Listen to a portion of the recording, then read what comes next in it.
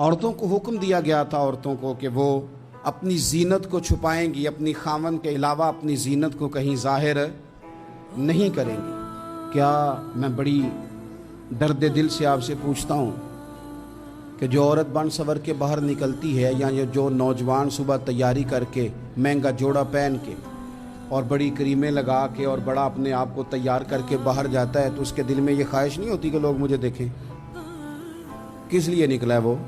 اگر وہ تیار ہو کے تیاری کر کے مرد یا عورت کوئی بھی باہر گیا تو کس مقصد کے لیے؟ اس کے سینے کے اندر یہ خواہش نہیں پیدا کہ لوگ مجھے دیکھیں گے، اور دیکھنے کے لیے اس نے یہ سارا کچھ کیا ہے۔ اب امام بہقی جو حدیث لائے ہیں، حدیث کے لفظوں پہ غور کرنا، اب جو میں کہہ رہا ہوں، میرے نبی پاک صلی اللہ علیہ وسلم نے فرمایا لعنتی ہے وہ شخص جس نے دیکھا، اور حضور فرماتے ہیں وہ بھی لعنتی ہے جسے دیکھا گیا، جسے دیکھا گیا وہ بھی ملعون ہے۔ کس کی بات ہو رہی ہے؟ تو شارحین فرماتے ہیں جو تیاری اس لیے کر کے گیا تھا کہ مجھے دیکھا جائے، جس نے اپنے اوپر طاری کی تھی چیزیں کہ مجھے دیکھا جائے اور میں بد نظری کا۔ حضور علیہ السلام نے تو ہمیں فرمایا تھا کہ تہمت والی جگہ سے بھی بچ کے رہنا، جہاں تہمت لگ سکتی اس جگہ سے بچو۔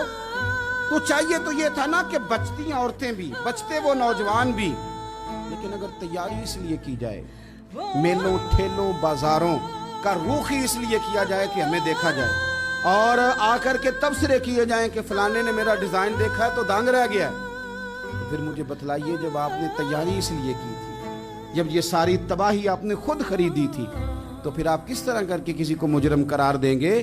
تو کبھی بھی کوئی ایسا ماحول نہ بنائے۔ حکم تو یہ تھا کہ اپنے خامند کے لیے عورت تیاری کرے، غیر کے لیے تیاری نہ کرے۔